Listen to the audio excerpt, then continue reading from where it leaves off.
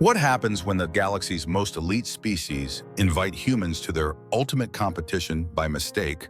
And why are they now demanding a refund? Stick around, because this story will show you exactly how four coffee-drinking misfits accidentally broke 10,000 years of galactic order just by being themselves. You know what's funny about being underestimated? It's the look on their faces when they realize they messed up. I'm talking about the day humanity got invited to the Apex trials. And no, we weren't supposed to be there. Picture this. Every 200 years, the galaxy's most elite species gather for what they call the Apex trials. Think of it as the ultimate test to determine who gets to lead diplomatic command for the next 2 centuries. We're talking combat logic trials, diplomacy challenges, cultural endurance. The whole package. This isn't just survival, folks. This is about proving you deserve to call the shots for an entire galactic age. In Earth, we got invited by accident, a bureaucratic translation error. Some alien intern probably mixed up our application for a trade permit with a formal submission to the trials. But here's the thing about humans. When life gives you lemons, you don't just make lemonade. You weaponize the citrus. The alien host, a crystalline being that looked like it was carved from purple diamonds, announced our arrival with all the enthusiasm of someone describing week-old leftovers. They come from a Class 2 oxygen-rich world, it said, its voice dripping with condescension. No neural hive, no nanite upgrades, and their leaders are elected by popularity. There was a pause. I could practically hear the collective eye roll from across the galaxy. Let's watch them implode. Wrong move, Sparkles. Dead wrong. Because what they didn't understand about humans is this: we're not the strongest, fastest, or most technologically advanced species in the galaxy, but we are the most unpredictable. And in a contest designed by aliens who think in patterns, unpredictability isn't just an advantage, it's a superpower. So buckle up, because you're about to hear how 4 misfits from Earth accidentally broke the most prestigious competition in galactic history. And trust me, by the end of this story, you'll understand why the galaxy wanted a refund. But they weren't getting one. Don't forget to hit that subscribe button and drop a comment below telling me what you think happens next, because this ride is just getting started. So who did Earth send to represent our entire species? 4 misfits who probably shouldn't have been allowed in the same solar system together, let alone the same team. First, we had Captain Alara Quinn, former war strategist, the kind of woman who could stare down a black hole and ask it what its problem was. Cool as liquid, nitrogen, and twice as dangerous. She had this way of looking at impossible situations like they were just particularly annoying math problems. Then there was Dr. Jin Kwan, our xenopsychologist. This guy was so obsessed with alien cultures that he probably knew more about Vresh mating rituals than the Vresh themselves. Brilliant mind, zero filter, and the kind of academic who'd interrupt a funeral to correct someone's pronunciation of an extinct language. Grit McConnell rounded out our ground team. Picture a human-shaped explosion with anger management issues and a complete allergy to following orders. The kind of guy who'd punch a diplomat and then ask if they wanted to grab a beer. But here's the thing about Grit: he had instincts that kept him alive when smarter people died. And finally, Orion, our Terran AI drone with the personality of a sarcastic teenager and the processing power of a small moon. If artificial intelligence could roll its eyes, Orion would have worn out the servos years ago. We arrived at the galactic staging area like we were showing up for a company picnic. Mismatched gear that looked like it came from 5 different military surplus stores. Quinn was sipping coffee from a thermos that had seen better decades. Jin immediately started scanning for Wi-Fi so he could download alien podcasts. Grit was eyeing the other teams like he was calculating how many he could take in a bar fight. The staging area itself was this massive crystalline amphitheater floating in space, bigger than most space stations. Representatives from dozens of species were there, each one looking like they'd stepped out of a recruitment poster for galactic domination. The other species took one look at us and started laughing. The Warborn Empire's representatives were 8-foot-tall killing machines with mandibles that could crack starship hulls. They were practically howling with amusement. "Look at the mammals," one growled, its voice like grinding metal. "They brought snacks to an execution." The Quirk's delegation, living crystal formations that could reshape matter at will, were literally sparkling with what I can only assume was condescension. One of them chimed like wind chimes in a hurricane. Fascinating. They appear to have evolved comedy as a survival mechanism. But here's what none of them noticed while they were busy laughing at us. Jin was already cataloging their behavioral patterns, taking notes on species-specific psychological triggers. Quinn was running tactical assessments on every team's equipment and formation. Grit was memorizing the layout of every exit and potential weapon in the area. And Orion was quietly hacking into the facility's information systems, downloading architectural plans, historical records of previous trials, and what appeared to be the catering schedule. They'll be eaten by the ice worms before round 1. Another Warborn predicted mandibles clicking with amusement. Quinn took another sip of her coffee and smiled. It wasn't a nice smile. Ice worms, huh? She said quietly to our team. Jin, what do you know about ice worm biology? Thermosensitive nervous systems, Jin replied without looking up from his notes. Vulnerable to rapid temperature changes. Also, they're basically blind and hunt by vibration. Grit. Yeah, boss. How do you feel about flamethrowers? Like we're gonna be best friends. The other teams were still laughing. They had no idea they'd just witnessed Earth's version of a war council. The first trial was designed to separate the apex predators from the space dust. And let me tell you, the designers weren't messing around. Picture a jungle maze the size of Manhattan. But if Manhattan was designed by sadists with unlimited budgets and a serious grudge against anything with a pulse. We're talking carnivorous plants that could swallow a tank, death traps that made medieval torture devices look like playground equipment, and creatures that made Earth's dinosaurs look like house pets having a tea party. The maze itself was a living nightmare of twisted metal and organic horror. Walls that shifted when you weren't looking. Floors that could drop away into acid pits. And somewhere in this green hell were weapons, tools, and other resources scattered around like deadly Easter eggs. The rules were beautifully simple: navigate the maze, survive the hazards, reach the extraction point. Standard gladiator entertainment for the galactic masses. The other teams charged in like they were auditioning for the lead role in Death Wish Space Edition. The Quirks went full bulldozer mode, just smashing through obstacles with brute crystalline force. Walls crumbled, plants got vaporized, and they left a trail of destruction that could be seen from orbit. Effective, sure. Subtle. About as subtle as a supernova, the Vrash swarm split up like a plague of locusts, overwhelming threats through sheer numbers. They'd lose a few dozen drones to each trap, but they had thousands to spare. It was like watching a video game where someone had infinite lives and zero concern for casualties. The Warborn went full berserker mode, fighting everything that moved and some things that didn't. They were having the time of their lives, turning the maze into their personal hunting ground. Blood mandibles and war cries echoing through the corridors. And us. We took one look at this elaborate death trap and said, nah. While everyone else was busy dying gloriously in high-definition Technicolor, Orion was having what I can only describe as a digital epiphany. You know what's interesting about this maze? Orion's voice crackled through our comms with that particular tone that meant he'd found something the designers didn't want us to find. Enlighten us, Quinn replied casually, stepping over what appeared to be a bear trap the size of a small car. It's got a maintenance tunnel system. Apparently someone needs to service all these death traps, and they're not going to risk their necks crawling through the murder maze every time a carnivorous plant needs its teeth sharpened. Orion had been mapping the entire structure using ultrasonic resonance while the other teams were playing Gladiator.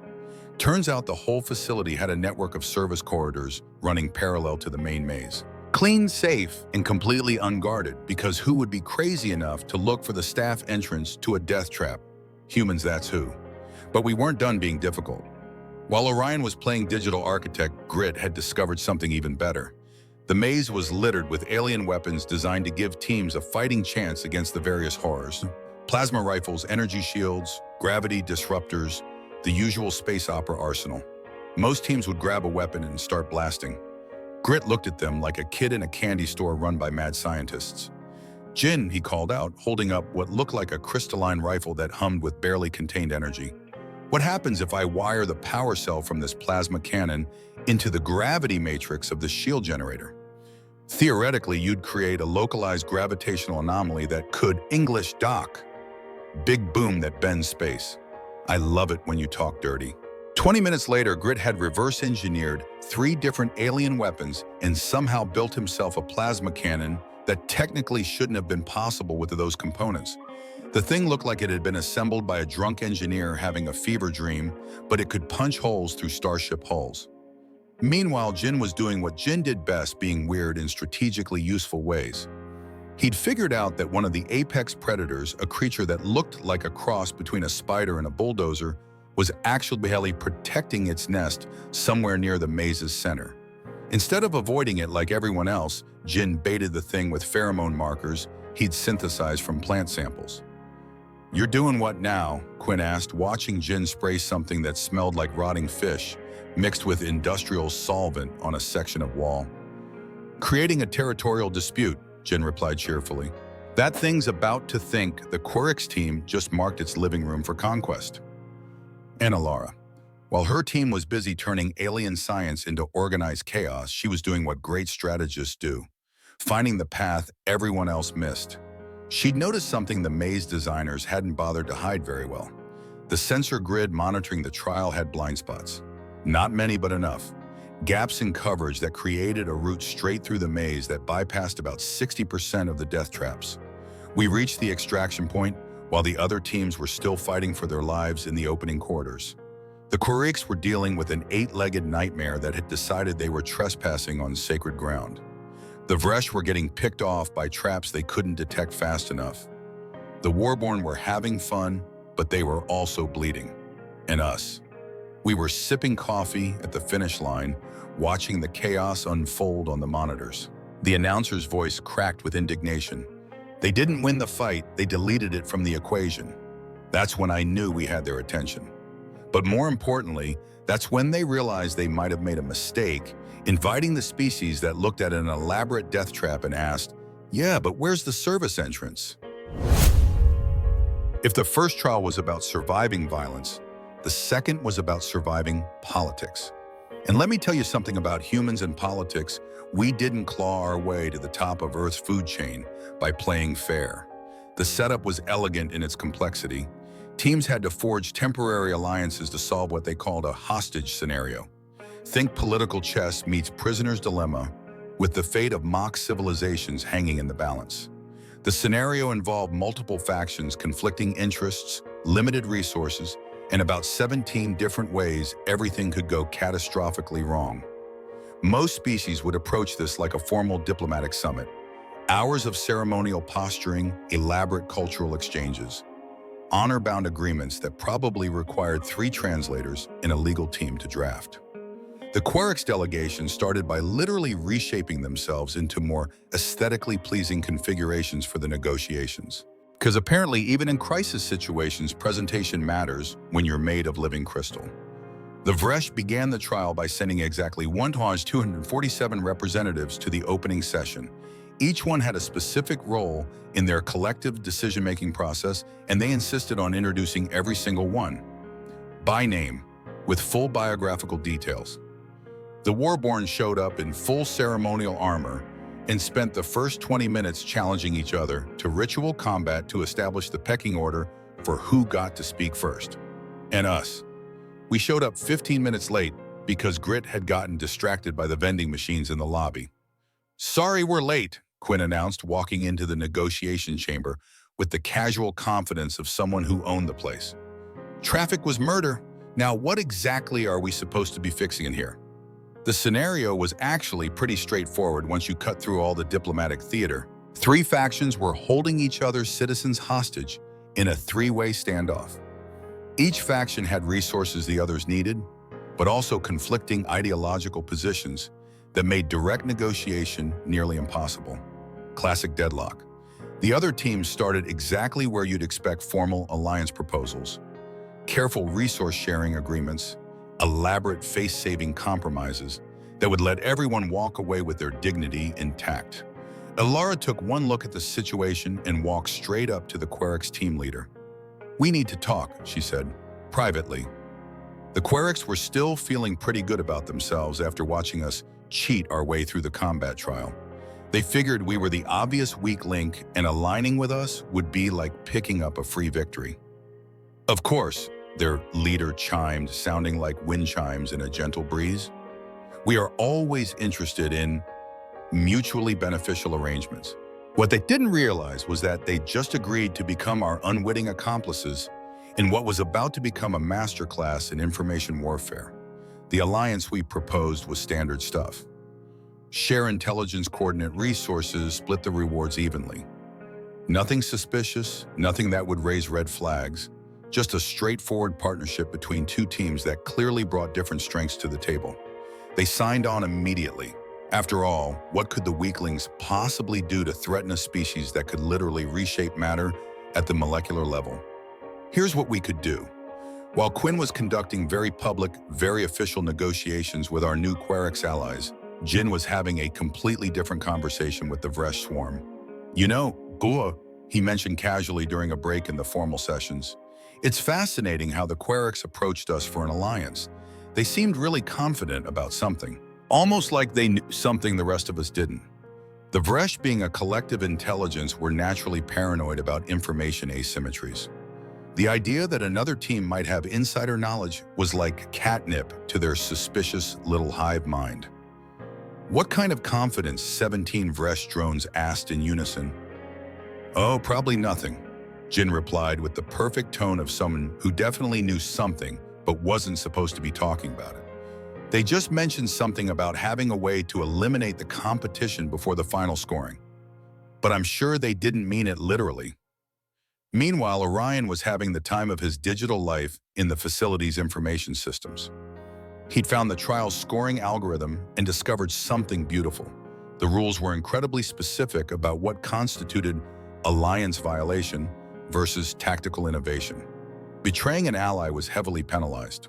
But if your ally was eliminated by a third party as a result of information that technically wasn't classified as confidential under the trial's Byzantine legal framework, that fell under environmental factors beyond team control.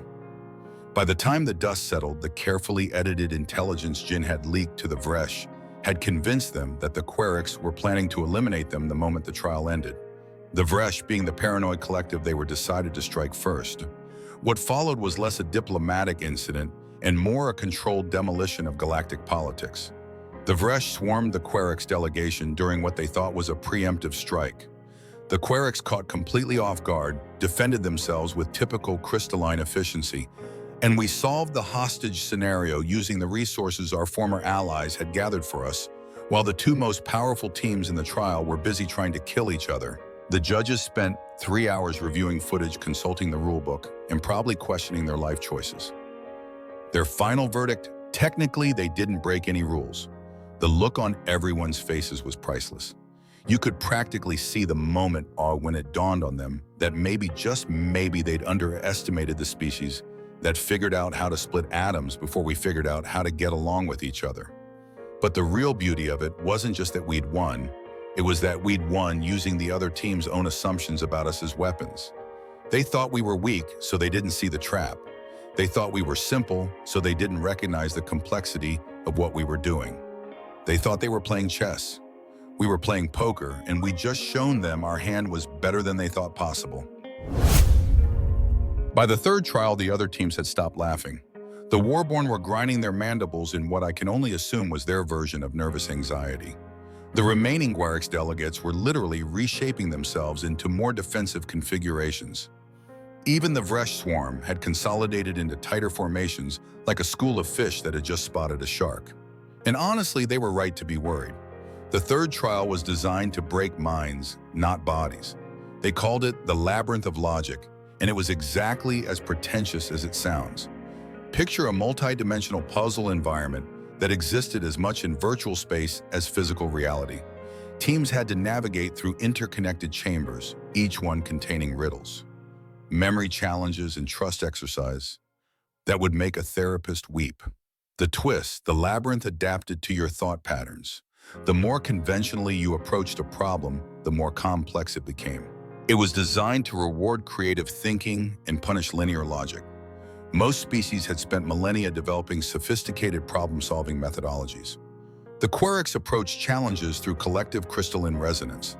The Vresh used distributed processing across their hive mind. The Warborn relied on battle-tested tactical algorithms that had conquered half the galaxy. All of these approaches had one thing in common: they were predictable, systematic, logical, and the labyrinth ate them alive. We watched through the monitoring feeds as the other teams got deeper and deeper into increasingly impossible scenarios. The Querix were stuck in a room that required them to solve a paradox about the nature of existence, while their crystalline structure was being systematically detuned by harmonic frequencies. The Vresh had been split up and were trying to maintain collective consciousness across 17 different puzzle chambers simultaneously. The Warborn were in what appeared to be a tactical simulation that kept changing the rules of physics every time they adapted to the current situation. Meanwhile, we were standing in the entrance chamber and Jin was having what I can only describe as an academic orgasm. "This is beautiful," he whispered, running his hands along symbols carved into the walls. "Do you see this? These aren't just random puzzle elements. This is language structure, grammar, syntax patterns." "English, Doc," Grit said, eyeing the entrance to the labyrinth like it might try to bite him. The entire trial was designed by an extinct species called the Architects. Jin explained it as excitement building, and they thought in symmetrical language patterns. Everything they built reflects their cognitive structure. Which means, Quinn prompted. "Which means we don't solve the puzzles. We reverse engineer the minds that created them." Here's the thing about humans: we're really good at pattern recognition. Not because we're smarter than other species, but because we're weirder. Our brains are basically chaos engines that somehow produce coherent thoughts. We're used to working with systems that don't make sense. Jin spent 20 minutes analyzing the linguistic structure of the trial's design elements. Not the puzzles themselves, but the way the puzzles were constructed. The architectural philosophy behind the challenges. "Got it," he announced. "The Architects built this thing to test species that think like them. Symmetrical, balanced, harmonious. But their extinction protocol suggests they were also paranoid about asymmetrical threats. Meaning there's a safety override built into the system, a way to shut down trials that produce results outside their expected parameters." Orion's sensors lit up with what I can only assume was digital glee. "You're saying there's a cheat code?" "I'm saying there's an emergency protocol designed to handle cognitive patterns the Architects couldn't predict or control. What we did next would probably get us banned from every academic institution in the galaxy. Instead of entering the labyrinth through the main entrance like civilized beings, we found a maintenance access point that Jin identified by analyzing the architectural language patterns. We didn't solve the puzzles. We literally flipped the entire trial environment upside down. Orion interfaced with the labyrinth's control systems and triggered what appeared to be a catastrophic system failure. Alarms started blaring. Emergency lights flashed. And suddenly 4 chambers worth of unsolvable puzzles just shut down. The labyrinth's safety protocol kicked in, opening emergency exits and bypassing the remaining challenges to prevent what the system interpreted as imminent cognitive damage to the test subjects. We walked through 4 chambers of deactivated death traps, while the other teams were still trying to solve riddles about the nature of consciousness and the meaning of existence. "That's not possible," the lead judge announced, its crystalline voice crackling with disbelief. "The labyrinth of logic has never been bypassed. The Architects designed it to be absolutely unsolvable through conventional means." Quinn sipped her coffee and smiled. "Good thing we're not conventional. But here's what really scared them. We hadn't just cheated. We demonstrated something that challenged their fundamental understanding of intelligence itself. The other species were trying to solve problems the way the problems were designed to be solved. We looked at the problem, ignored the intended solution entirely, and attacked the underlying assumptions of the system itself. It wasn't just thinking outside the box. We'd questioned whether the box needed to exist in the first place. And that's when they realized that maybe they weren't dealing with the weakest species in the galaxy. They were dealing with the most alien intelligence they'd ever encountered, one that didn't just break rules, but redefined the entire concept of what rules were supposed to accomplish. You know that moment in every underdog story where the establishment realizes the scrappy newcomers might actually win? That's when things get ugly, because power never gives up without a fight, and the galaxy's elite weren't about to let a bunch of coffee-drinking mammals embarrass them in front of the entire known universe. The conspiracy started small, hushed conversations in crystalline chambers, encrypted communications between species that had been enemies for millennia, but suddenly found common cause in their mutual hatred of Earth's unpredictable success. But humans have a saying, when you're catching flack, you're over the target. And brother, we were taking fire from every direction. It started with the Vresh. What was left of their swarm after the diplomatic incident had consolidated into a revenge formation. They approached the Warborn with a proposal that would have made Machiavelli weep with pride. The mammals must be eliminated, the collective hissed through their remaining drones. They represent a chaos factor that threatens galactic stability. The Warborn, still nursing their wounded pride from being outmaneuvered in 3 consecutive trials, were more than happy to listen. What do you propose? Their war leader growled, mandibles clicking with anticipation. Unofficial alliance. Share intelligence. Coordinate strategies. Ensure they don't reach the final trial. And they weren't the only ones. The surviving Querix delegates had formed their own little coalition with some of the smaller species we'd embarrassed along the way. The crystalline beings who could reshape matter at will were apparently not above a little old-fashioned political skullduggery. But here's the thing about conspiracies: they only work if nobody's watching. And Orion had been very, very busy. Our AI had turned the entire facility's surveillance network into his personal entertainment system. He was monitoring communications, tracking movement patterns, and basically treating the whole conspiracy like a reality TV show that he was directing from behind the scenes. Boss Orion's voice crackled through our private comms during what was supposed to be a rest period. You are going to want to see this. The footage he'd compiled was better than anything Hollywood had ever produced. Secret meetings in maintenance corridors. Encrypted data transfers between species that officially couldn't even breathe the same atmosphere. And the crown jewel, a recorded conversation between a Warborn judge and what appeared to be a black ops specialist from the Querix Confederation. The humans cannot be allowed to proceed, the judge was saying, its crystalline voice distorted by whatever privacy shield they thought was protecting them. Their success threatens the established order. The trials were designed to validate existing power structures, not create new ones. What do you suggest? The specialist replied, its form shifting nervously between defensive configurations. An accident, equipment failure during the next trial, nothing traceable, nothing that would implicate the trial administration. Just unfortunate circumstances. Grit's response to hearing this was succinct and creative, involving several words that probably don't exist in most alien languages, but definitely captured the spirit of his feelings on the matter. Well, Quinn said after reviewing the evidence, that's interesting. Orion, how much of this did you manage to intercept? All of it, plus their backup plans, their emergency protocols, and what appears to be a betting pool on which one of us dies first. Betting pool. The smart money's on me malfunctioning. Apparently, AI systems are considered inherently unstable by most galactic civilizations. Are you unstable? Only in the fun ways. Now, a normal species would probably take this evidence to the trial authorities and demand justice. File a formal complaint, request protection, maybe even withdraw from the competition, citing safety concerns. But we'd already established we weren't normal. Instead, Orion leaked the entire conspiracy to the galactic press networks. All of it. The secret meetings, the bribes, the assassination plans, even the betting pool. Complete with timestamps, authentication codes, and enough corroborating evidence to make a prosecutor weep with joy. The story broke during the primetime broadcast of trial highlights, interrupting regularly scheduled programming across 17 star systems. Breaking news: Apex trial corruption scandal rocks galaxy. Elite species conspire against human underdogs. The public reaction was immediate and explosive.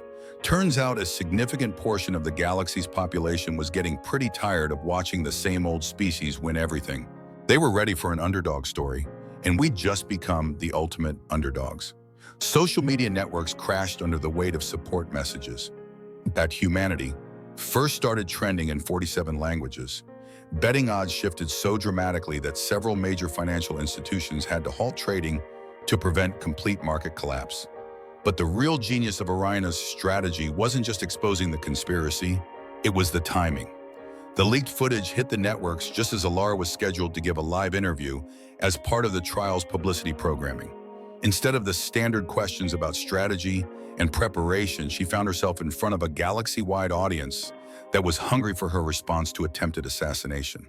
Captain Quinn, the interviewer, began, "How do you respond to allegations that your team's success has triggered a conspiracy among established galactic powers?" Alara looked directly into the camera with the kind of steady gaze that could stop a charging rhinoceros. When she spoke, her voice carried the weight of every human who'd ever been told they weren't good enough, weren't strong enough, weren't worthy enough to sit at the big kids' table. "If we don't fit your idea of strength," she said, "perhaps your idea is broken." The interview went viral before she'd even finished the sentence. That quote got carved into monuments, printed on t-shirts, and probably tattooed on more foreheads than any reasonable society should allow. But more importantly, it shifted the entire narrative of the trials. We weren't just competing anymore. We were leading a revolution. And revolutions, as history has taught us, tend to make the establishment very, very nervous. The final trial wasn't what anyone expected. No death traps, no complex puzzles, no diplomatic maneuvering. Just a simple chamber with a simple question that would determine the future of galactic leadership for the next 2 centuries. The setup was elegantly minimalist. Each remaining team would step forward and answer one question that would reveal their core philosophical foundation. Their answer would be broadcast live to the entire galaxy, analyzed by the trial's AI systems, and compared against the original programming left by the architects who had created the trials millennia ago. It was supposed to be a moment of truth that would validate the worthiness of the eventual winners. What it actually became was the moment when the galaxy realized just how fundamentally different humans were from everyone else. The Vresh went first. What remained of their collective consciousness had reformed into a single massive entity that spoke with the combined voice of billions. The question announced the trial's AI system. What is the highest virtue of intelligent life? The Vresh didn't hesitate. Dominate, they replied in perfect unison. To expand, to consume, to assimilate, lesser forms into the greater whole. Strength through unity, power through conquest, survival through supremacy. The audience response was mixed. Half the galaxy nodded in approval at the familiar philosophy of expansion and control. The other half shifted uncomfortably, perhaps remembering what it felt like to be on the wrong end of that particular worldview. The Querix delegation approached the question with typical crystalline precision. Their spokesperson, a being that looked like a living cathedral made of purple diamond, resonated with harmonious frequencies as it spoke. Preserved time, it chimed, to maintain the perfect forms, to protect the established order, to ensure that what is beautiful and pure remains unchanged throughout the ages. Stability through structure, eternity through preservation, wisdom through tradition. Again, the galaxy was split. Those who valued order and predictability found comfort in the answer. Those who remembered being crushed under the weight of unchanging systems weren't quite as enthusiastic. The Warborn stepped forward with military precision, their war leader's voice carrying the authority of 1,000 conquered worlds. Conquer, they declared, to test strength against strength, to prove worthiness through conflict, to establish hierarchy through victory, honor through battle, respect through power, peace through superior force. 3 different species, 3 different philosophies, but all variations on the same theme: control through power order, through dominance, progress, through conflict. Then it was our turn. The chamber fell silent as our team approached the center platform. You could feel the tension radiating from every corner of the galaxy. Billions of beings holding their breath, waiting to see what the chaotic mammals would say. Alara stepped forward with the calm confidence that had carried her through 3 impossible trials and a galaxy-wide conspiracy. When she spoke, her voice was steady, clear, and utterly certain. Adapt. That's it. One word. No elaboration, no philosophical framework, no grand proclamation about the nature of existence. Just adapt. The silence that followed was deafening. You could practically hear the galaxy trying to process what they'd just heard. The trial's AI systems went into overdrive, running diagnostic algorithms and cross-referencing databases. Warning lights flickered, and as processing systems that had worked flawlessly for thousands of years suddenly encountered a response they weren't programmed to handle. Clarification requested, the AI announced after several minutes of obvious confusion. Please expand upon your philosophical foundation. Alara smiled. You asked for our highest virtue. I gave it to you. We adapt. When the environment changes, we change. When the rules change, we learn new rules. When the game changes, we change the game. That's what makes us human. That's what makes us survive. And that's when something unprecedented happened. The trial's AI system, which had been dormant for millennia except for basic administrative functions, suddenly came fully online. Ancient systems that hadn't activated since the architect's extinction began broadcasting across all frequencies. Protocol recognition confirmed. A new voice announced deeper and older than anything the galaxy had heard before. Adaptive intelligence signature matches original architect philosophical parameters. Emergency succession protocol activated. The chamber filled with holographic displays showing historical data that most species had forgotten existed. Images of the architects themselves, a species that had looked remarkably human-like, despite having evolved on the other side of the galaxy millions of years earlier.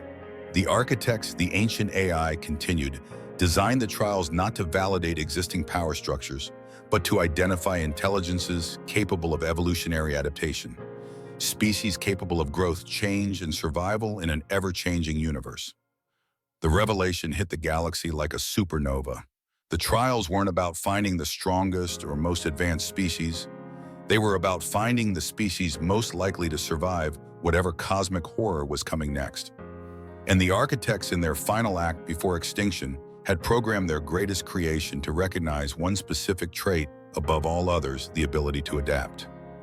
Winners of the Apex trials. The AI announced are designated as Humanity of Earth. Transitional authority for Galactic Diplomatic Command transfers immediately. The audience response was, well, let's just say it covered the entire spectrum of possible reactions to having your universe turned upside down by a species you'd been laughing at less than a week ago. The aftermath was chaos. Beautiful, glorious case. Betting markets didn't just crash, they ceased to exist. Several major financial institutions had to be completely restructured around the concept that humans now had a say in galactic policy. 3 different species filed formal complaints with cosmic authorities that didn't exist. But here's the thing that really sent shockwaves through the established order. We didn't ask for what everyone expected us to ask for. We didn't demand tribute. We didn't seize territories. We didn't even ask for preferential trading agreements or military alliances. Instead, when the trial authority asked what humanity wanted as the new galactic diplomatic leaders, Alara's response was simple: access to every archive in the galaxy, and a seat at the table for what comes next. That's it. No conquest, no domination, no empire building. We just wanted to learn everything we could about the universe. We now had a responsibility to help guide. And maybe figure out what had happened to the architects and whether it was going to happen to the rest of us. The galaxy is still adjusting to the idea that their new leaders are a species that drinks caffeine for fun and solves problems by ignoring the problems entirely. Diplomatic protocols are being rewritten. Military strategies are being reconsidered.